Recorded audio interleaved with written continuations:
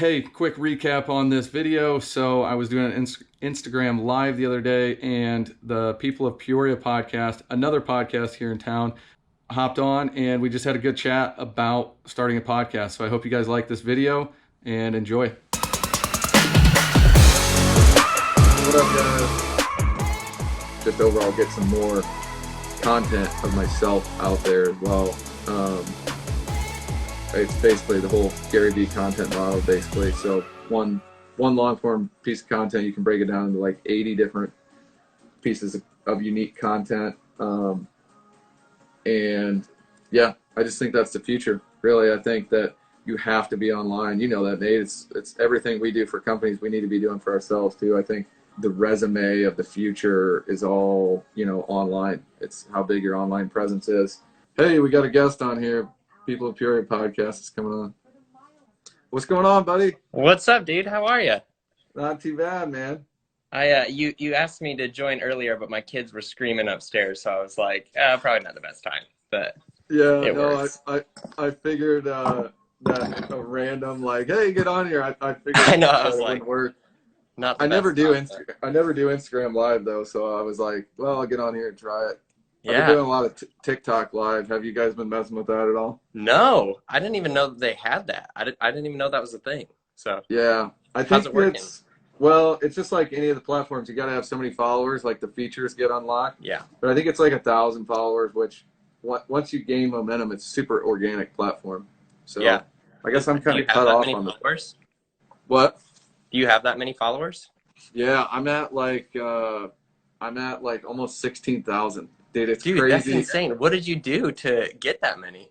So I mean, I know that TikTok's super like really organic right now, but yeah. So I'm trying to prop up. I'm on my iPad. I'm trying to prop it up so that you can see my face. But so yeah, it's super organic. So the main thing is their algorithm is using words in your caption as well as your hashtags. Okay. And it's delivering content to people in your area. So what I did is I used a lot of local hashtags. Yeah. Peoria, East Peoria, Dunlap, Richwoods, Germantown, Morton, everything like that. And I had a couple videos that were older, and it's speeding up, right? With the quarantine, like everybody, a lot of people are getting on it, making more content. Before, there weren't very many creators on it. So TikTok's just trying to send content to people that are getting it. Everybody's downloading it, but no one regionally is making content outside of like the big cities. So I just made a bunch of dumb videos. I mean, it's nothing like worth a crap whatsoever. Is it for like your business, or is it for the podcast? It's for my business. I've made a podcast one, but it hasn't gotten a ton of okay, that makes sense. That it's like not even at 100 yet. I'm going to put more of the vertical video clips on there, but it can only be 60 seconds, which, as you know, it's kind of like hard with the longer conversations. Segments don't always fit into 1 minute.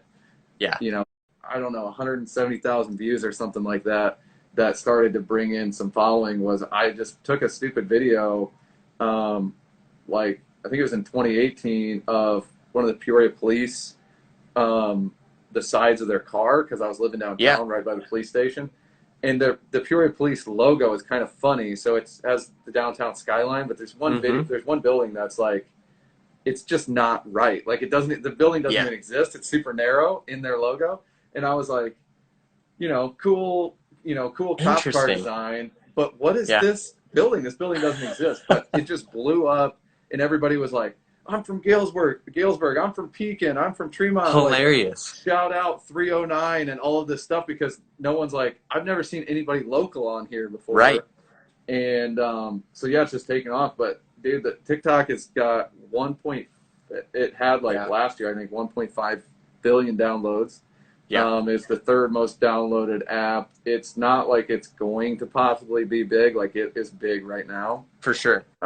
So I would recommend getting on there and just make lots of times we kind of go slow to kind of curate everything and make our feeds look good. It's like, just put stuff on there, and you don't know what's going to, like, some silly stuff that I've made, like just a rant or something like that, just takes off. It just blows up. Yeah. Yeah. Like you literally refresh and it's got like 12,000 views, 20 minutes later, and then it just keeps going because they're pushing it to the discovery page or like the news feed of people. And then I would always like people's comments, and then I would ask them another question as a response. So that was making each person do like 2 or 3 comments on it. So that kept it going. And the other thing is the life of the video. So, like a tweet is like dead after 5 minutes. Right. No one will ever see it again after 5 minutes. Yeah. It's a very, very live platform. You know, Facebook, if people like and comment on stuff, it will kind of keep going as long as there's some activity. TikTok will do that as well, or if it's something that has a good, what do you want to call it? People are watching it all the way through. Right. Retention I don't know what that would be rate, called, I guess but you call it. Yeah. Yeah. So if it had that, then it just keeps showing it to people. So it's like, it's just super organic right now. And I want to do more of the podcast stuff, and I put it on there. It just doesn't get anything. And I thought that the video footage of Peoria, people would see that and then go, oh, I'm from Peoria too. And I still have that, but mainly there was some Illinois videos that I made where I was like, I literally saw somebody post a video in Indiana. This girl posted a video and said, I can't believe the latest trend is just being from Indiana. Comment I what did city see you're some from. of that stuff. Yeah, like on TikTok when I first joined. So then I saw that. It was like fresh and it was blowing up in Indiana. So I literally walked outside and said the exact same thing, and it blew up too. That's so awesome. It's like, it's crazy. But that's the thing. You're not monetizing it all right now, but it's like to build a following of 16,000 followers on Facebook or Instagram right now. I mean, that's would cost so much money and a tremendous amount of time. And so doing it now is like the time to do it. It's kind of it's that Gary V land grab. I was gonna say, I feel like I'm talking to Gary V right now. This is right. Yeah, just a few less swear words and less energy. At least on video. Who knows? I can't. Let me see if anybody's asking me questions or anything. What up, Caitlin? What up, Andy? You can kick me out whenever. I just joined because you asked me to. Oh yeah, no, it's fine. So how's the podcast coming overall? It's good. It's good. It's slow, man. I'm going so overkill with the video. Like it's so. How long does it take you to edit like one episode?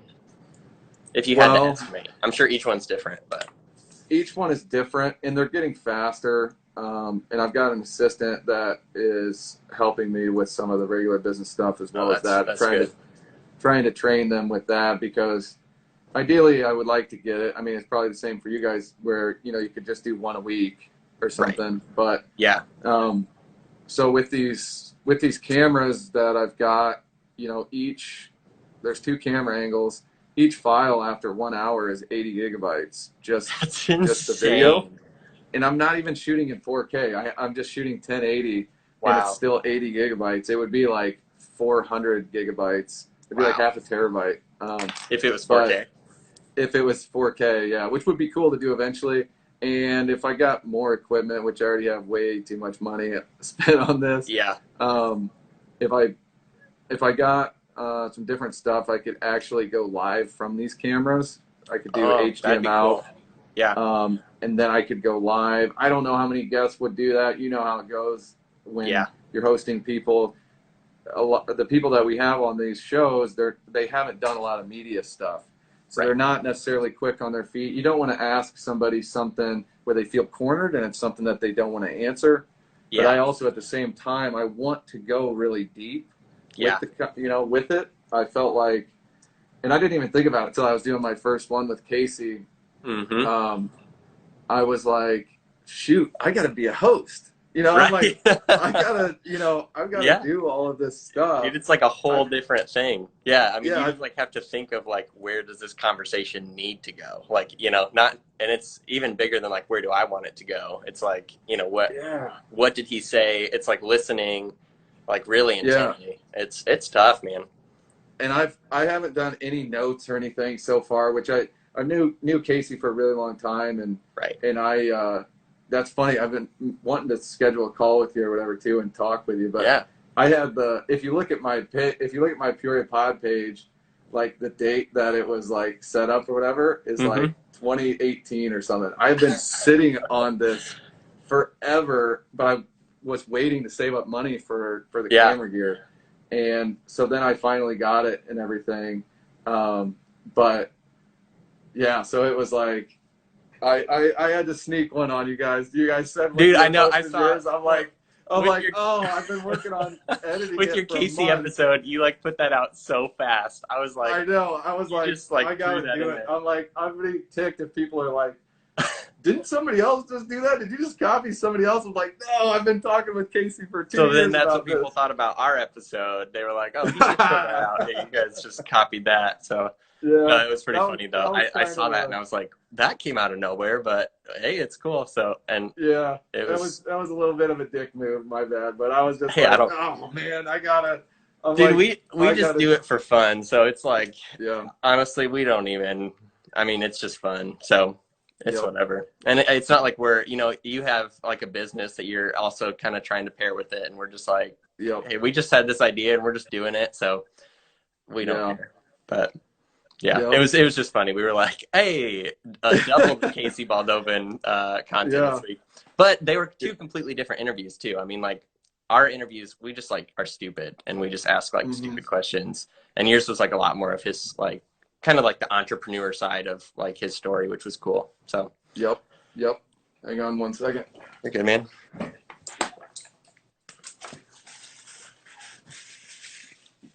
Yeah, it was that was funny. So in a lot of ways, thank you for lighting the fire under my butt so that I can get going with it. But a lot of it I was figuring out. Like I've done photo and video stuff. Luckily, I'm actually where my studio's at. There's another guy that's in my building. He runs a podcast show called This Conversation, and it's for White House Custom Color. Have you heard of it? Do you know him at all? Jed is his name? I feel like I have, but I don't know like much about it. What up, Weston? It's so he basically just interviews photographers, and then they use that as a marketing tool to gain exposure for their print lab, which is up in Minnesota.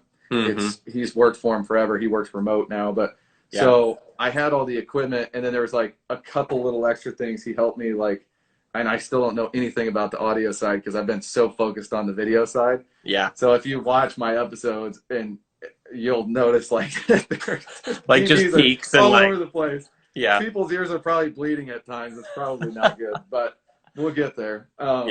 I've been mainly just trying to focus on the system of it, of like, okay, if I want to do this long term, what does it look like? How can I create all of this video content and not have it take all of my time? Like it can't be a full-time job for me. It's not, charging people for it. Yeah. I mean, especially with all like the clips you're making too. I mean, that's like triple the content, it's insane. Which I know like that's the whole thing that I've realized like that I knew that would like make it valuable, but it's and I don't think it's saying like it's bad. I just mean it's like a lot of time. Yeah. Yeah. It is a ton of time for sure. Yeah. It's no, I just got another one which I haven't started promoting it on Instagram, but one with Travis from Time, which I know you haven't listened to that one yet, but I saw that you put that out.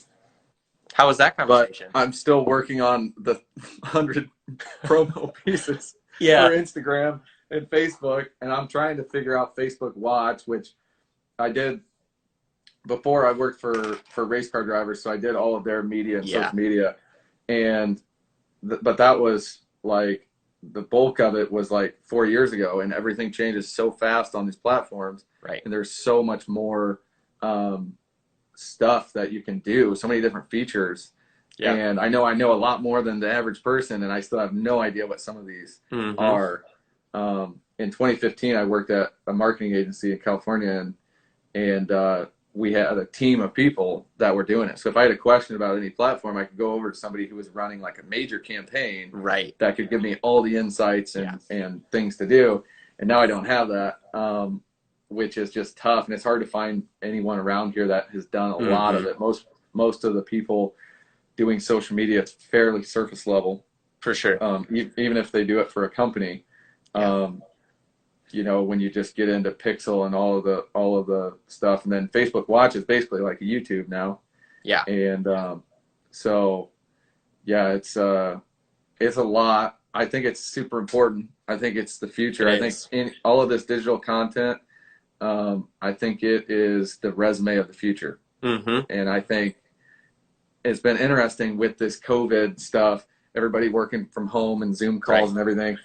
I think it's going to segue us even faster into the future, which I think is project-based work for everybody.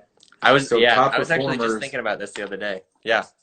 Yeah, top performers are going to rise to the top, and they're going to exponentially get more business, and nobody's going to care how they do it. Like whether if I get a project, whether I have people that I outsource it to in India or whatever, like it's just our company is willing to pay this much to get this done, and if you have, you know, a good report and you've got, you know, good referrals and it's proven that you've done all this stuff, you're gonna get all of the work. I mean, and so in a lot of ways it's I say it's an opportunity maker, it's not a money maker. For so sure. I have a lot of different people like, you know, are you gonna charge for these? Like you got, you know, I don't know.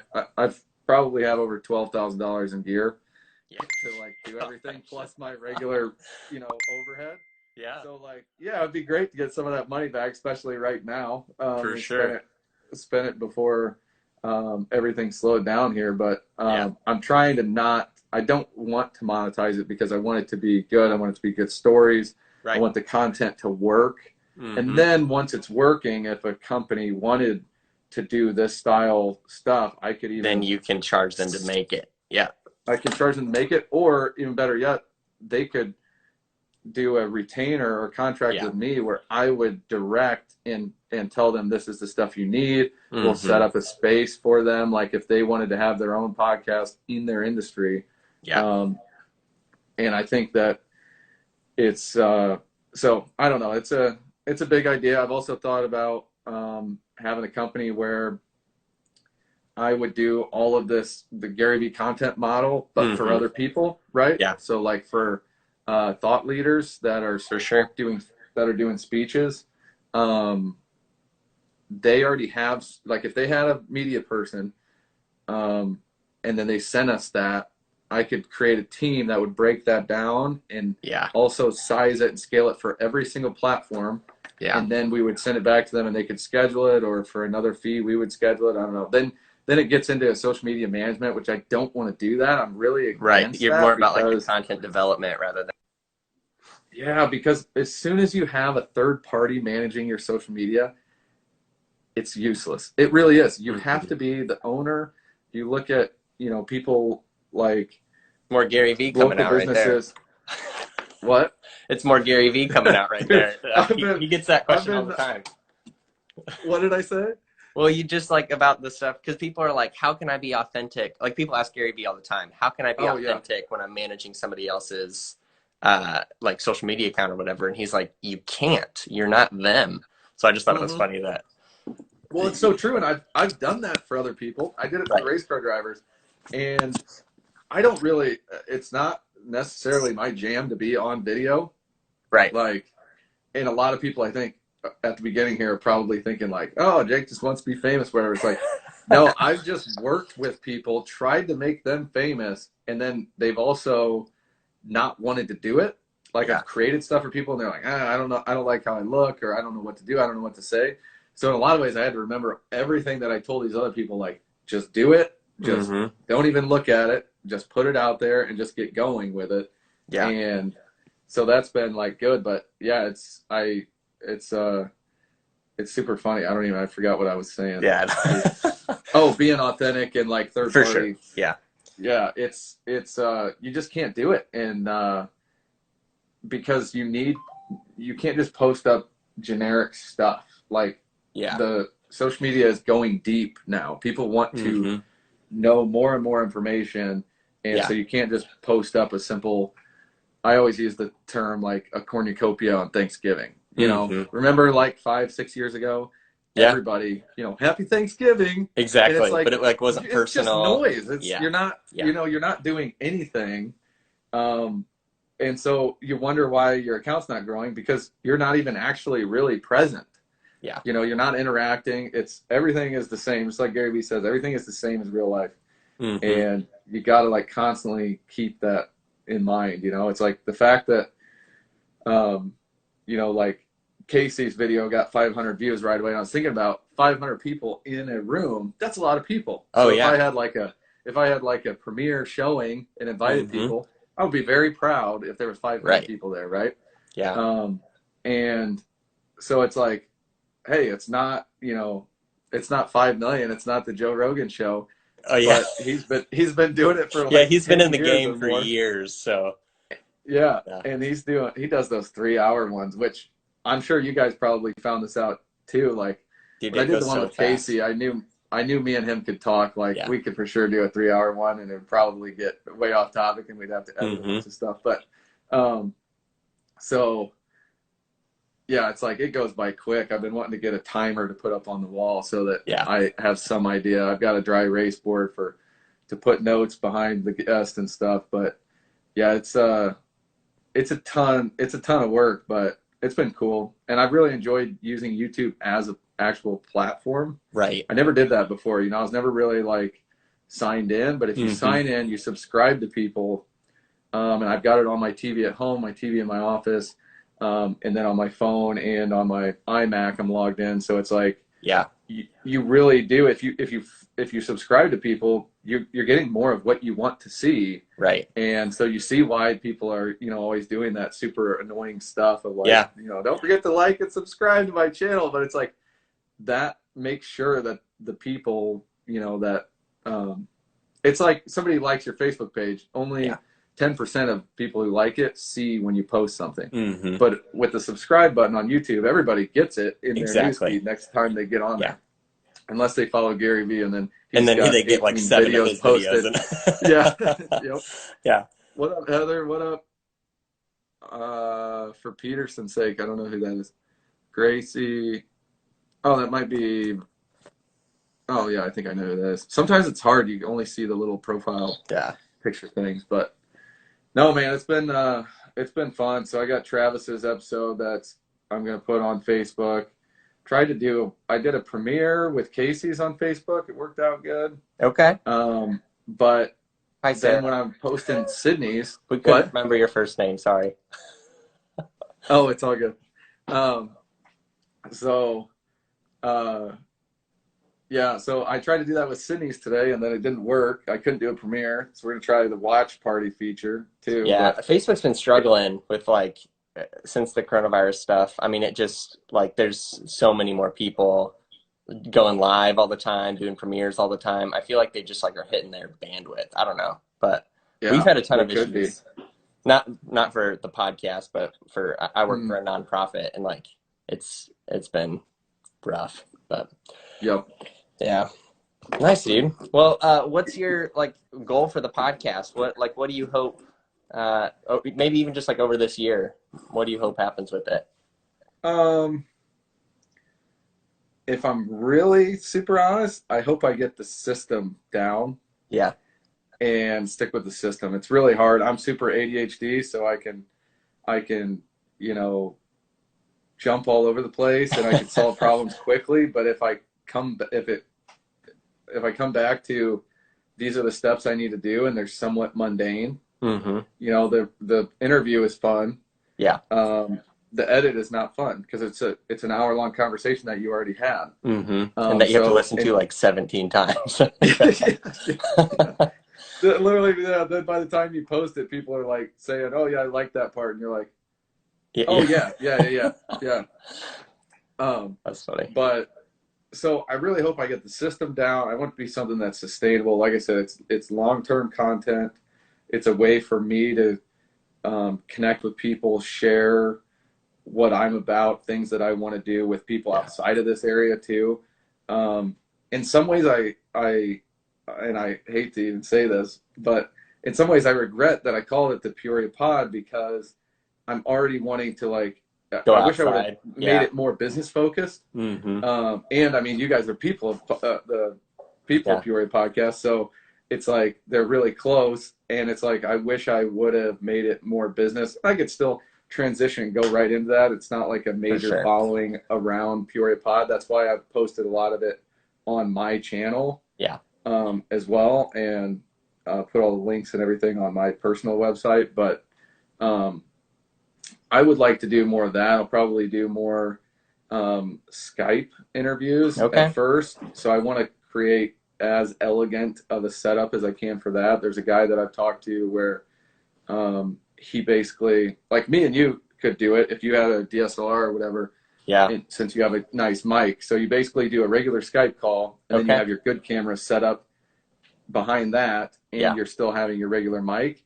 And then I would just have you send the audio and video from your good file over to me. I would put them together, and then you have a really nice looking one that doesn't look like this, you know, which is like all grainy and stuff. But but yeah, I've even been thinking about how valuable it is when you do see everybody on here is going live and they're getting on with other people, which is a great way to do live. I mean, that's the whole reason I want to do the podcast, is create more content around myself. That's not me like selfie video. Yeah. Like, just like, hey, here's what I'm thinking today. And, yeah. It's just, you kind of come off like you love yourself when you do that. But if you just have conversations, it's great, you know? Yeah. What up, Justin? What up, SMG? Sarah asked what your favorite part of doing the podcast is. Dude, you just need me around. I'll just read the comments for you. That's really right. Yeah. So my favorite part of doing the podcast, well, that could be I'll answer, then you answer, because we both do podcasts, I suppose. Yeah. Exactly. So I would say the reason I'm doing the business one is I already meet with business owners for marketing stuff.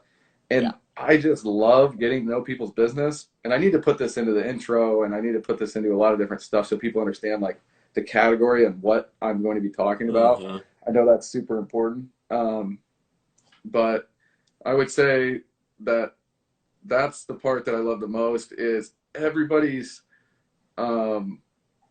journey with their business is so unique, and you have to be like a warrior to build, especially a big business, because it's crazy. It's a roller coaster ride, and I don't think people think that it's that way. A normal person that is always been like an employee doesn't understand the roller coaster of emotions that you have when it's all on your shoulders. Right. It becomes your whole world, and that's why you see a lot of people's personal life suffer, or, you know, different stuff, because it is so personal. And I can't imagine having, you know, even 10 employees, let alone 100 employees or 100,000 employees. Like, that would be wild. And so I want to get into the real side of it. I mean, I basically want to create the show that I would have wanted to watch when I got out of high school, because I was always interested in business.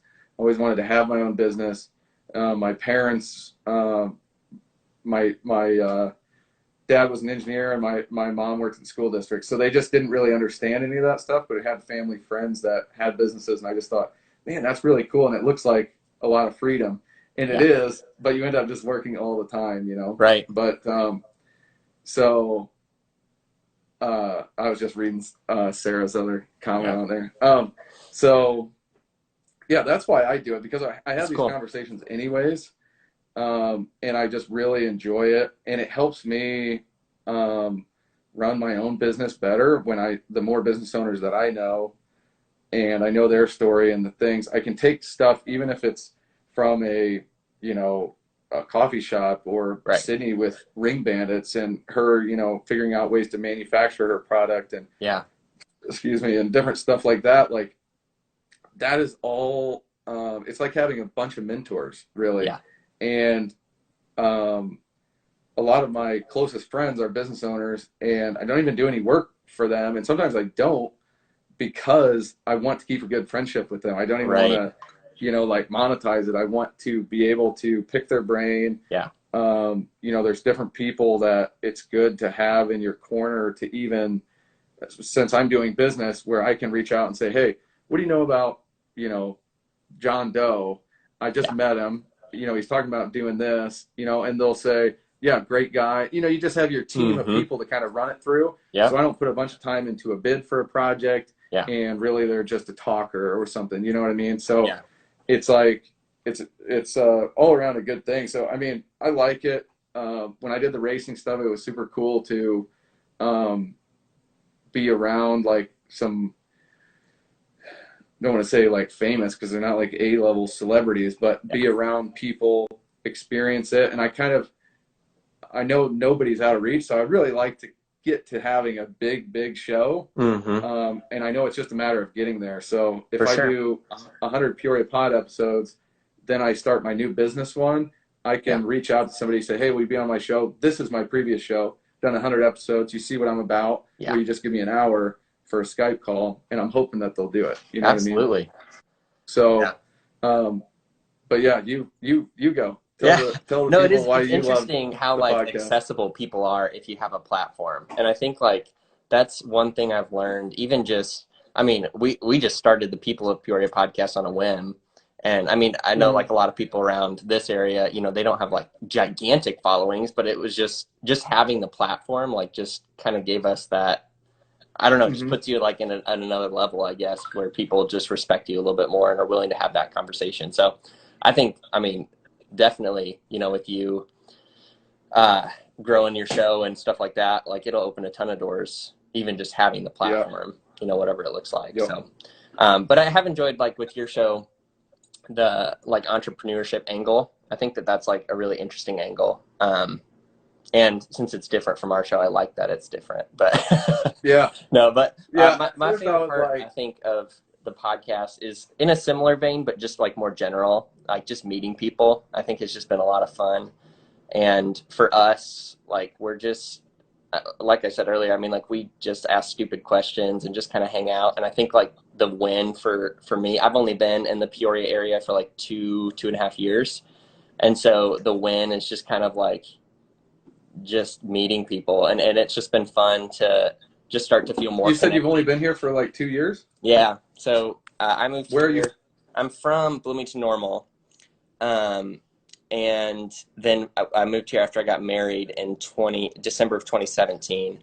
So I've only lived here for a little over 2 years. And so it's just been cool. Like already, I mean, we're only 6 episodes in, but I feel like so much more connected in the community than I did, just because like, every conversation leads me to, they introduce me to somebody else, or, they suggest somebody else to be on the show. And I'm sure for people in the area, these are people that like they've heard of or known for like ever. But for me and my co-host Alex, like we're just like, it's just new, and it's just it's fun. So I think for us, that's the biggest thing, is it's just been fun. Like even with like Nick from the Bearded Owl, like we built like we got a great relationship with him, and it was just fun to like meet him. And now every time I go in, like it's like a different experience than just like being a patron of their business. Like just having the platform created a friendship. So I think that's what I'm most excited about for it. And it's a really soft ask to get to know and build and I said ask, A-S-K, soft ask. Good clarification. And that is the best way you can do it. And that's the same thing that I did in motorsports, is if you and Gary Vee, the reason I really liked Gary Vee is that I already understood, I already thought of things from a relationship and a value standpoint. For sure. And so I really like the verbiage that he puts behind it, because it allows me to like express that too, because I had a lot of those similar beliefs beforehand. But if you show up, I mean, when I worked for the race car drivers, I worked the first year for free for the first one. And through that, then I was in the game. I knew all of the other media guys. I knew all the other race car drivers. I knew the owner of the series, knew, all the different people. I got to know them because now I'm in this traveling circus. Yeah. I'm one of them. I'm not a fan like, hey, can I talk to you real quick for a second? Like flying with them, or I'm in the hotel lobby breakfast with them, credibility, getting to know them. And that's the best way to do it. And that's how I do business too. I mean, I don't advertise. It's like you want to create the friendship first. Yeah. And you just don't want to sell people stuff. And that's how, as business owners, even around here, there's so many people reaching out asking for stuff when you're a business owner. Right. And they might hide it behind like a, hey, let's grab coffee or let's grab lunch, but they want something at the end of the day. So there's a lot of times when I've met with people that they're like, so what was this meeting about? I was like, oh, just reaching out, Yeah. There's like, okay. Like, so what does that mean? And I don't think they're really weirded out, but it's like, it's a different approach, Yeah. With it. But speaking of Gary Vee, you got those Gary Vee shelves set up in the back almost. It is pretty similar to his setup. Yeah, it is. We just switched my home office. I was like upstairs in this corner room, and then we like redid our basement and moved me down here. So I work from home like all the time, and so it's nice to have my own space to kind of like get away from the like hecticness of the upstairs. But yeah, so it's a good setup, and then I do video calls all the time, so it feels way more cool. It's just see like a bookshelf behind me than like a white wall. So I thought when I requested for you to be on live, I was like, oh, he could be doing anything. He could be driving. He could be on the toilet. Like we didn't plan it at all. That was a bold request. No, but it was just funny. I did see Sarah Peterson said she wishes she was cool enough or had a business to be on a podcast. You don't know this, Sarah, but you're actually on our long list of people to have on our show, the People of Peoria Podcast. I started following you like a few months ago, and so someday we'll have you on our show. We have a long list, but it'll happen. Boom. It's like the Ask Gary Vee show. Ask and, just get hooked up. So there you're on the show. Sarah the other Sarah earlier asked, do your podcast guests feel like they are reaching new people by going on the podcast? So I have tested that a little bit. Like I said, ADHD, I've tried a million different things all the time, but I have linked up with Sydney that owns Ring Bandits. Yeah. And so we have all of that content dialed in so we could actually see sales. That's cool. From any of those pieces of content. She hasn't texted me saying, oh, this is incredible. So I know, there's maybe a couple that were sold from it. But we also I was in a hurry with her episode, so I haven't been able to actually drop all of the stuff. I'll probably save it for like Throwback Thursdays, like what you guys do, when you touch back to your episodes and stuff. So,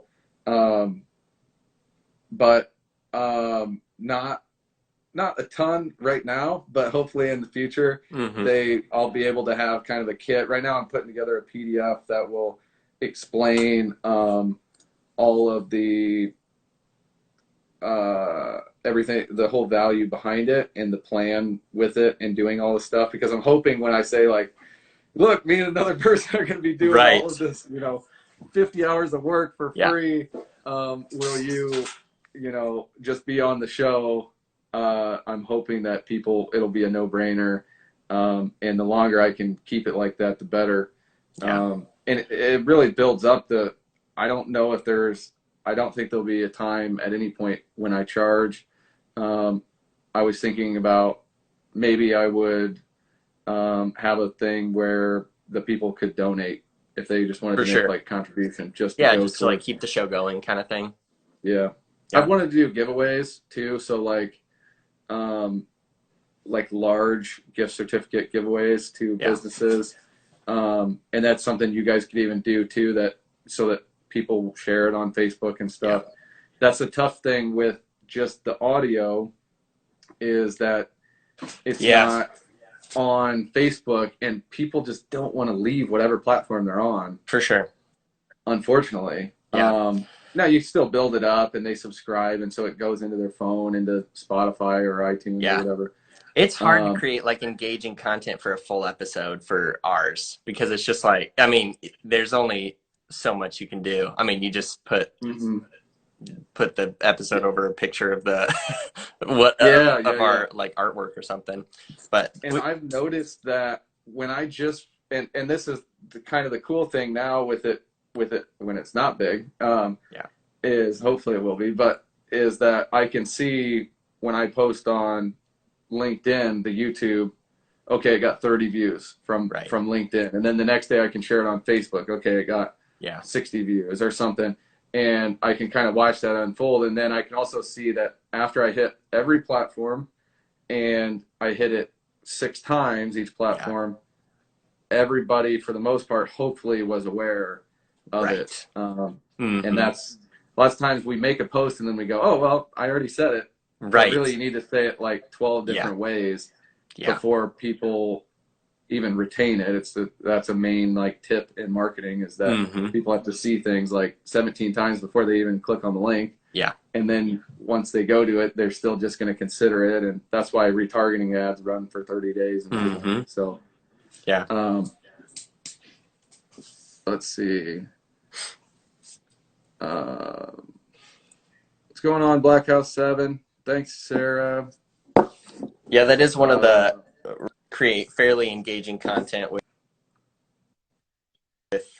just like clips from our episodes, like, you know, as much as we can, but we do just have the audio. So like your clips always look so good. Where like they're just like these dramatic videos of people, you know, in your setup there. But I don't recommend it. I know. Well, yeah. And then that one piece of content that's 20 seconds took you like 2 hours to make. Yeah. I've shot like tons of different stuff for the intro. It's not even in the intro. You know, really? I remade the intro like 5 times for video. And I knew how I wanted it to be. I wanted it to have clips of the different business owners. Well, I've only done 3 so far. I'm booking some other ones now, but I've only done 3. So now the new intro or trailer or whatever has all 3 people in it. So it makes it a little bit more dynamic, but it's practicing storytelling. It's practicing being on camera. It's practicing, you know, listening, meeting with business owners, understanding their business, which is just kind of the thing that my brain enjoys anyways. But it's a long-term goal. You know, it's another Gary V. It's a marathon, not a sprint with it. But you got to be committed with it like that. There's some other questions people just asked, but I'm curious, like for you, as you like have watched back to the 3 episodes that you've recorded, like where do you want to grow the most as a host? Like as you watch it? Personally, I think I'm super slow. Like for some reason, I'm talking quickly with you. I'm just slow, and I didn't have questions at all. I was just winging it, and I realized that is the critical feedback, which I'm so thankful for the friends who have actually given me critical feedback, and I've just been like, oh, it's wonderful. You know, they've been like, you know, I could tell you guys were a little bit awkward the first 5 or 10 minutes. It's like, cool, thank you, and I agree. And part of that is the guests not comfortable with it. You know, they got a camera in their face. I got lights set up in here. It's like it's dark right now, but when I turn all the lights on, it's like you know, people are like, oh crap. That's why we include beer in most of our episodes. Just say. And I think people probably forget that they're talking into the mic. When you know what I mean, because you guys are making eye contact, they're just talking. Well, here I got 3 lights, I got 2 cameras, and it's just like bum bum bum, you know. And so that's another thing where I'd love to have more people on, but it's tough because one, it is like, I say 50, but it's probably 60 hours or something of work per episode right now. I'm getting it down faster and faster to come up with systems, but it's like, it's a ton of work. And so I want to make sure that people are super interesting. And like, that's kind of the cool thing with you guys with the audio stuff is like, just knock them out. Like, just go, you know what I mean? Like, get a ton of them up there, and some of them are going to get a lot of traction. Some of them aren't. Like, that's just like how it goes. And then you can also always go back and reshare and stuff. But I would say the ways that I would like to grow as a host would be, and I think I'm doing it right now as we talk, just having more energy. But when and you see that, and I think a lot of people are turned off by Gary V, because he's so dominant. And he turns everything around into a point that he wants to prove. But it's also beautiful because it makes him look dominant in every single video. It's literally I don't want to do that because I'm just the host, you know, but I want to say, I want to ask them the basic questions quick, and then I want to get into the nitty gritty. Mm-hmm. I'm hoping I can get it to where it's more of an emotional show. For Like sure. I want them to think back, reflect, and go, dang, I didn't even think about how where I'm at now is where I was hoping I was going to be, a year ago or 5 years ago or whatever. Like, I want to know what those struggles are, because I struggled with them too, or similar ones and stuff. But I want to be faster, because I know you just have to be. Like, that's why the certain people who put out tons of content like Gary are they're just there right away. You know what I mean? He's got his little intro sound, and then it just goes straight into something crazy. Like, it's just all over the place. It's entertaining. And if you watch him, that's because of his love of WWE. So he knows people play characters. So he's created his own character that's just hyped up and excited, and it works. So I don't want to be fake. I don't want to have to put on, a persona. I would like to just speed it up. Mm-hmm. That's fair. And I think that'll happen through notes, and the more that I do it. Yeah. I'm super stoked on like episode 1, like on just did really well. Only having 3 episodes, like, but it was 10 years. I've been working for myself for 10 years doing marketing and media stuff. So and that's what took me forever. I bought a couple other cameras, but they were completely crappy. Yeah. And so I'm like, I'm not going to come out swinging saying, hey, I do marketing, and it looks like a VHS tape video. You know what I mean? Like, exactly. Look good. Yeah. But so I don't know. What do you? I think that was your question, right? Like, what do you want to improve on most as a host? I think it's been really helpful, honestly, for like, it would be a whole different podcast if I didn't have a co-host. And so I think that, like, for me, that has really helped kind of even just like hide maybe the areas where like I'm weak as a host. Cause like for both of us, like if one of us gets stuck or like isn't sure what to ask next, like the other person can just jump in and like just kind of ask something. So that's been good. The one thing I have learned that like of just being intentional going into the interviews is just like the more preparation you have done like in advance of like, hey, this is where I would like the conversation to go. It is more helpful, because like as you're listening to their answers, it's easy to just kind of get either like wrapped up in like a tangent or like whatever. Whoop. And so I think I hit them. I don't know if I did it or he did it or what. I invited him back. What's going on, Tara? What up, Sarah? Okay, get back on, bro.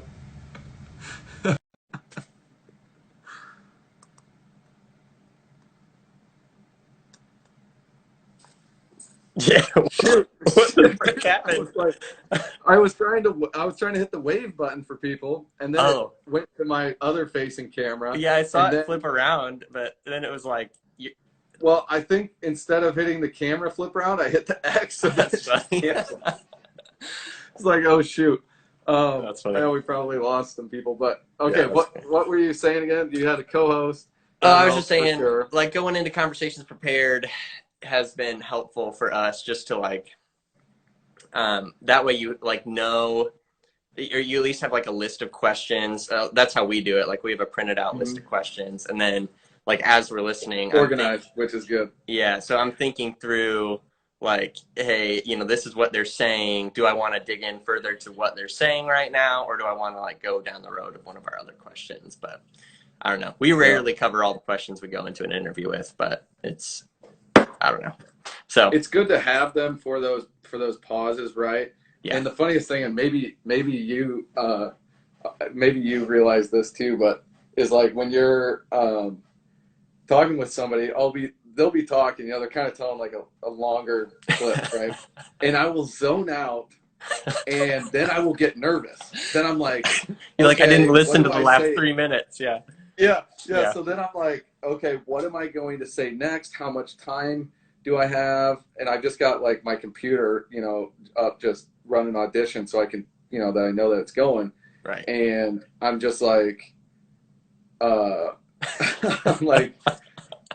just like, shoot, then I get nervous and I'm like, what am I? And then they end, you know, and I'm like, yeah, you got to make something up. And then it's like, oh no, that's the one thing you can't do. But what was I gonna say? I had something I was thinking of, and then I X'd out on you there. But yeah, that's okay. That's funny though. No, I do that all the time too. I mean, you're just like, well, I think too much about like where I want to go that I don't listen to what they say sometimes, and then I get in that same spot where like I realize that I've been doing that, and I don't want to be, you know, like a jerk or like just switch the topic right away. But I'm like, I think that's the cool thing about this, and that's what I was gonna say. You know, podcasts were around 10 years ago or whatever, and they kind of were like big a little bit, and now they're getting a lot bigger. And what I honestly think it is, I think we're hungry for information. People are hungry for like more than surface level interaction with social media and things specifically in categories that they're interested in. Right. And so, you know, and this is the thing where with what we're doing, where it provides so much value, is we're telling a longer version story than what they're ever getting. You know, like Casey's on the news. They get 1 minute, maybe 2 minutes.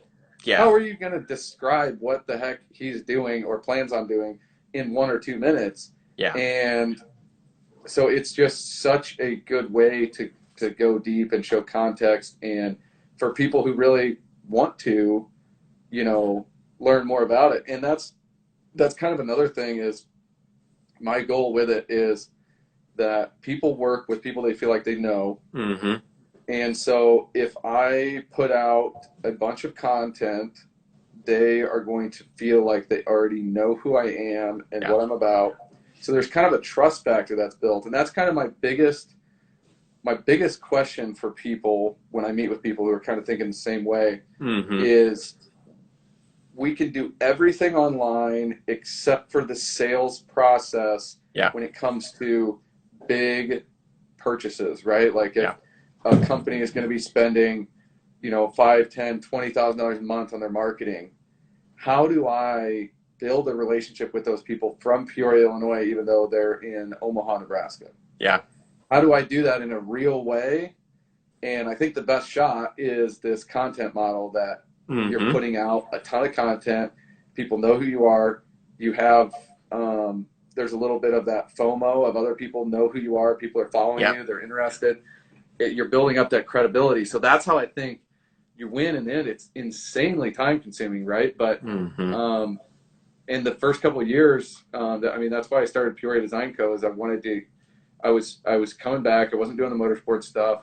I'm like, I've learned a lot. I want to do some stuff. I'm not sure what all the Peoria businesses are looking for, how many there are in each category. It's like big, but it's small at the same time. And if I was completely honest, I wasn't stoked on being back here. I didn't even want to build anything because I wanted to move away.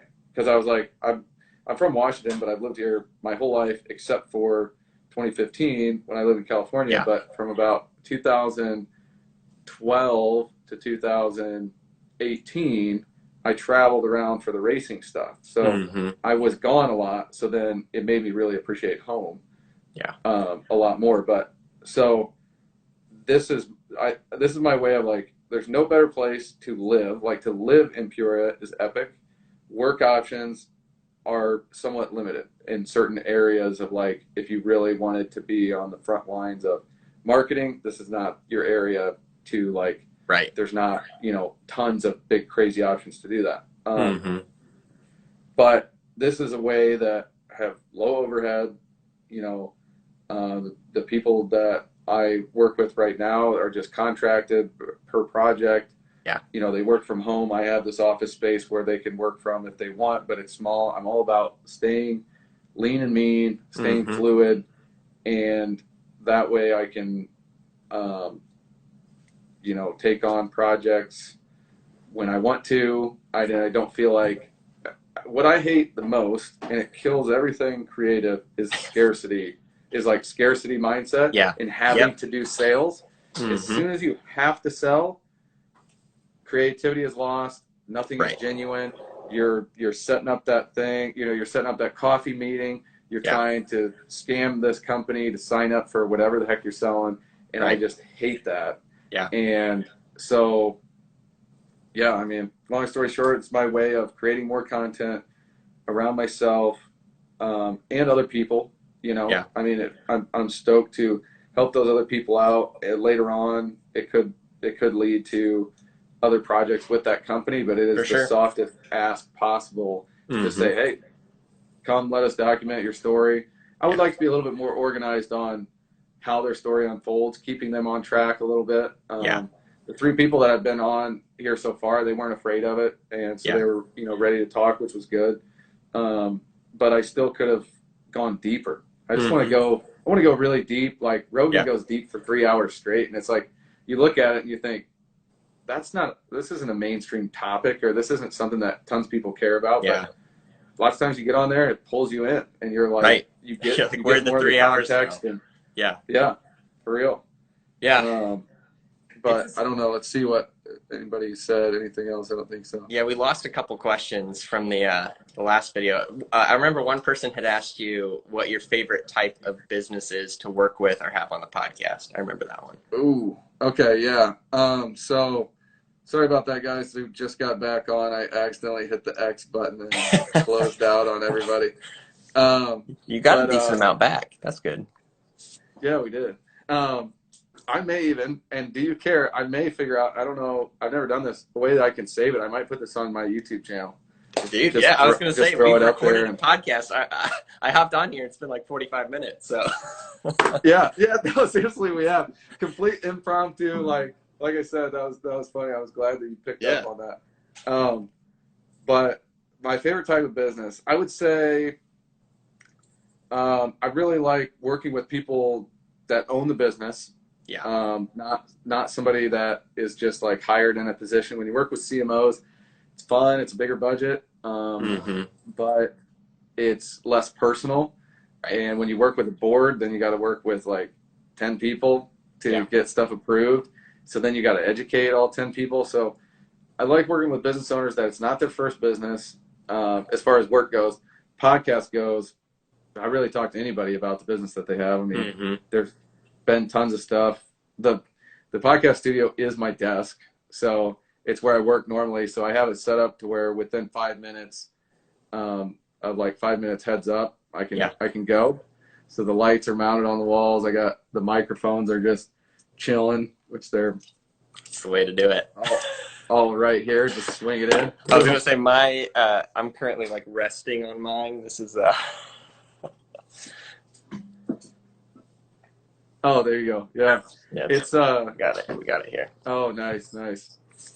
Yeah, so there's been so many times that, and I haven't recorded them because I just don't want to go back and edit them. They're not necessarily like amazing, but there's certain conversations that I've had where I'm like, I wish I could put that piece of content out because it is interesting to somebody. And if not, it'd be cool if it's a business that that I meet with and talk to, and then in 5 years, like it's blown up. Yeah. You can do the old Throwback Thursday for sure and throw it up there. But that's cool. Sarah literally gave you a step-by-step of how to save the audio from it. So we'll give you the option on the left-hand corner. Not that you asked me. Coming in clutch. Okay. Yeah. So I hit share. So I did share the live, the last one. So it should be on the story for people to watch. So I'm hoping I can go back from there and then download it. But yeah, cool. But yeah, so just before this, I was talking to a guy he's got like a really big following on Instagram, and he does tons of podcast shows right on his Instagram, and he does it all through Skype or whatever. But I reached out to him and I sent him mine or whatever, and he's like, yeah, totally cool, man. And I said, maybe we could do one on this content model and, the different work that goes into it and everything. And he's like, yeah, absolutely, man. Maybe, in a month or two, let's do it. And I'm just like, dude, that was super easy. Yeah, and he had like 150,000 followers. Mm-hmm. And so I want to get that Skype set up, and I, just want to go with it because there is interesting people for sure, 100%. And I don't want to like rag on Peoria. There's tons of awesome people, but a lot of them are busy, and they're not necessarily people who want to do media appearances. So I'm sure maybe you guys have found that already, maybe not, but like there's some people that they just don't care, and they're busy, and they don't want to. It's a whole nother ask for me for people to be on video too. Like for sure, it's different level. Like especially girls, they they want to have their hair done and their makeup, everything all dialed up. Guys, we're not thinking about that stuff. But it's been interesting. There have been some people we've reached out to that we like wanted to have on early episodes that just like didn't respond. But then there were people who like Travis Mullenbrink, like we hadn't even shared an episode yet. He was episode 1 for us.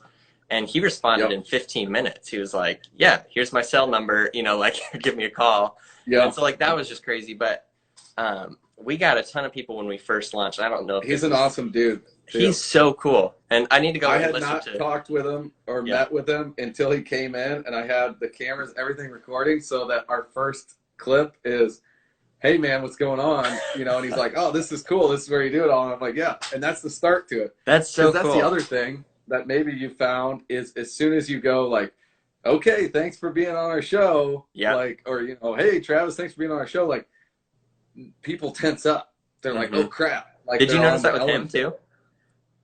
A little bit, but not really. Yeah. I was going to say, he was like, he already did it. He was super well spoken. But super well spoken and just a super awesome guy. Yeah. We talked for, I don't know, 45 minutes, and then ended the episode, and then we probably talked another hour and a half. Yeah. And yeah, he had just followed me on Instagram, and then I messaged him saying, hey man, you were on my list. Would you want to do it? And he was like, absolutely. It's super nice. And he stopped back in afterwards too, and again, and talked with him, and yeah, it's super cool. You were saying something though. I don't really remember what I was saying, but there's like two sides of like there's the people who were like super receptive to it, but then there are also people who just like don't care. And I'm like, we'd love to promote your business on our show, but whatever. Yeah. But and then there was a huge, and when we first started, it was so funny the amount of just like random people who were just like, I should be on your show. I should be on your show. And it was dude, I know, which is like you feel terrible. There's some people did it in like a tasteful way. Like Chelsea Tam, who we had on episode 4. She said, I'd love to be on your podcast, but she gave us like, hey, here's 10 recommendations. Also I'd love to be on the show as well. And we were like, we'd love to have you on the show. Recommendations are good, but people that are just sliding in the DM saying like, when can I be on the show? When can I be on the show? It's like, this isn't PBS community broadcast that's like funded for free. Yeah. Like, and for us, like we literally are the People of Peoria podcast. So we'll talk to anybody, but it's to this place. We literally have a list of over 100 people, like of either who have been recommended or who like we've asked. And it's like, if we keep how many have you recorded so far? So right now we've released all the ones we've recorded because we had 2 interviews lined up, and then the coronavirus stuff messed it up. One, we were going to talk to the people with Build Peoria, which is a nonprofit in the area, who are doing some cool things. Not huge, but they're doing some cool stuff. I don't totally know what they're doing. And then also Black House 7, who's watching here as well. Are they in interior design? Yep. Yeah. And so, we were going to talk to them as well. And so those 2 had to get postponed because of the coronavirus stuff. And I didn't want to, technically we can do interviews over like Zoom or Skype or whatever, but I just like, it's not as fun. And since we're doing it like for fun, we're just kind of waiting it out a little bit. But what you could do with that is, if they Skype from their computer or whatever, you could have them record on their iPhone audio, maybe. Yeah, that's one way we could do it. The audio would be, I record a podcast for pastors that for my day job, and we do it all over Zoom. Oh, okay. So like all of that is digital. So the audio isn't what I'm worried about, but it's just more like there is a different level of connection when you're like sitting across the table with someone and like actually like talking to them. Definitely. Compared to like, compared to this. Yeah. So, I mean, it's just different and it's just more fun, to like sit there and be able to like hang out, for 20 minutes, even before the interview, and not feel this pressure. Like, oh, we're on the call. Let's jump in and do this. It's just like a different level.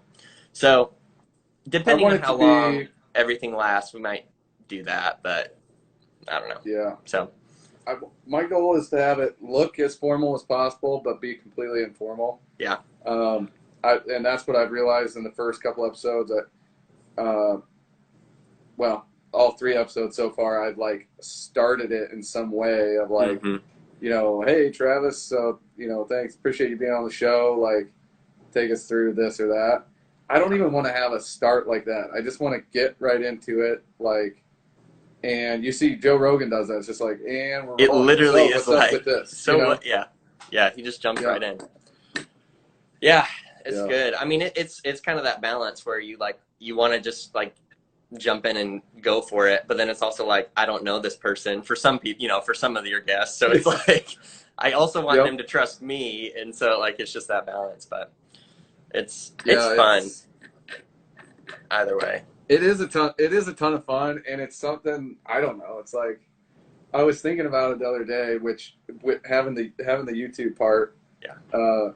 I think I was talking with my sister and my niece, and we were asking my niece like 3.5, so like, what do you want to watch? And she's like, I want to watch this show, and she was saying, some cartoon show or something, And I was like, you want to watch Uncle Jake's show? And it's just like thinking about it, it's like, I do have a show on every TV. Now, people don't know where to find it. Right, but they don't there. know about it. But how crazy is that? When we grew up, like I grew up, I only had 5 channels. Yeah. I didn't have cable, so I just had the regular antenna. I had 5 channels. That was the only thing I was possibly exposed to. And now we literally have our own. I mean, we have our own TV show right now. I know. Isn't it crazy how fast that happened, though? Like, if you really think about it, like that, I mean, 15, 20 years like that, it's changed dramatically. I mean, it's just insane. Yeah. Yep. It's crazy, man. Yeah. Well, I should probably go. That was a great impromptu. For those of you guys that just tuned in, it was totally, I just decided to go live real quick, and then he popped on. And excuse me, but is it Austin or Alex? I'm Austin. Yeah, my co-host is Alex. Yeah. Okay, well, tell Alex hello. And I love what you guys are doing, and keep knocking out those episodes. And if I get this loaded up on YouTube, I'll send you a link. Dude, that'd be great. I'll send you an email. Yeah, that's cool. Either way, we'd love to have you on our show sometime, and whatever, however we can partner together, we're down for it. So all the fun Sounds things. good, brother. But it's great to meet you, and I'll see you later. Alrighty, later, brother. See ya. Well, thank you all for tuning in. Sorry if you just tuned in at the end here, but I'm gonna try and post this on my YouTube channel.